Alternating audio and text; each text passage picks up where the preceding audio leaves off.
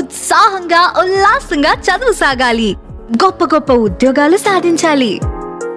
Vignan deemed to be university.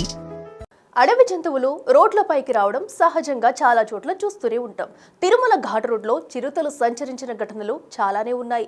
అయితే ఒక ఏనుగు రోడ్డుపైకి వచ్చి కొద్దిసేపు బీభత్సం సృష్టించింది. దీనికి సంబంధించిన ఒక వీడియో సోషల్ మీడియాలో వైరల్గా మారింది. ఇంతకు ఈ ఘటన ఎక్కడ చోటు చేసుకుంది, చివరకు ఆ గ్రామస్తులు ఏం చేశారో ఈ స్టోరీలో తెలుసుకుందాం. అస్సాంలోని గౌహతిలో ఏనుగు బీభత్సం సృష్టించింది. ఏనుగు చేసిన దాడికి అక్కడి స్థానికులు భయభ్రాంతులకు గురయ్యారు. గౌహతిలోని అంచాంగు ప్రాంతంలో రోడ్డు పక్కన కారును పార్క్ చేసి ఉంచారు అక్కడి స్థానికులు.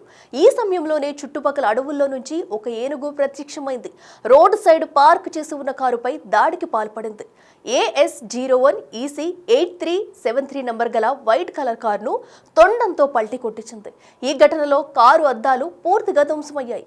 ఏనుగు దాడి చేసే సమయంలో కారులో ఎవరూ లేకపోవడంతో పెను ప్రమాదం తప్పిందని చెబుతున్నారు స్థానికులు. ఏనుగును తరిమేందుకు స్థానికులు తీవ్రంగా శ్రమించారు.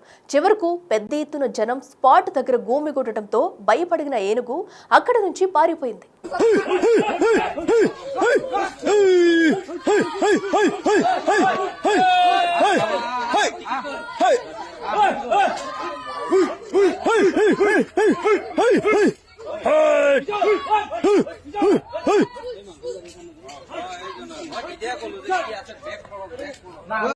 అయితే ఏనుగు ఇంతటి బీభత్సానికి పాల్పడడానికి గల కారణమేంటో ఇప్పుడు చూద్దాం.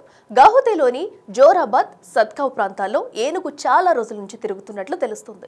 ఏనుగు కాలికి బలమైన గాయమైనట్లు స్థానికులు చెబుతున్నారు. అడవుల్లో ఏదో ప్రమాదం జరిగి ఉండవచ్చని భావిస్తున్నారు గ్రామస్తులు.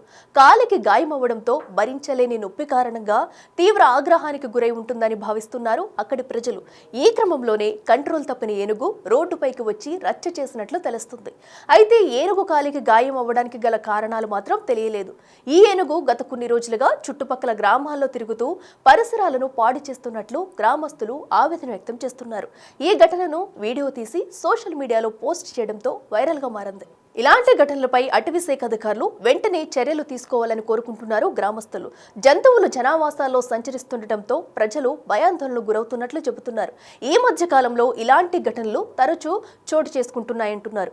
ఇప్పటికైనా జంతువులను బంధించి వాటి సంరక్షణతో పాటు ప్రజల ప్రాణాలను కాపాడాలని కోరుకుంటున్నారు.